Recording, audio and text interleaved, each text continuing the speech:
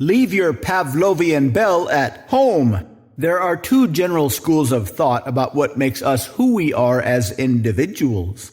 There's the blank slate side of the spectrum, that our minds are completely programmable, that with the right training we can be programmed to do pretty much anything our programmers want us to do. The other side is where we come pre-wired with a bunch of predispositions. Of course, modern scientists believe we are a kind of mix.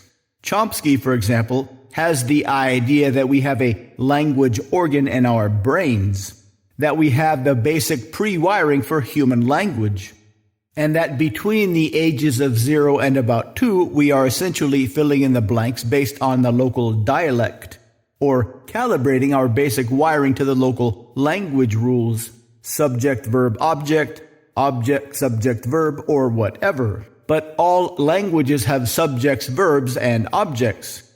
All languages have verb phrases, noun phrases, etc. So this basic wiring only needs to be fine-tuned as our brains grow. One of the original guys who thought we are completely programmable was Pavlov, the Russian guy with his dogs, the guy who trained his dogs to salivate at the sound of a bell. This has been extrapolated to all kinds of crazy places. This is how anchoring is taught in NLP books and seminars, a once-and-done trick like Pavlov. Bring the food, ring the bell, and poof! You've completely rewired the doggy's brain. So people assume you can do the same with humans. Tell them to think of a time when they felt excited. They say, okay, and then snap your fingers, and poof! Now every time you snap your fingers, they'll automatically become super excited, right? Not so fast. Suppose you walked up to a stranger in a bar and said, "Hey, you don't know me, but when was the last time you felt really excited?" What do you think they would do?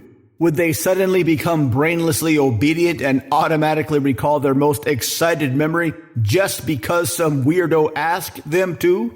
Or would they say, who the F are you? This doesn't mean that anchoring humans isn't possible.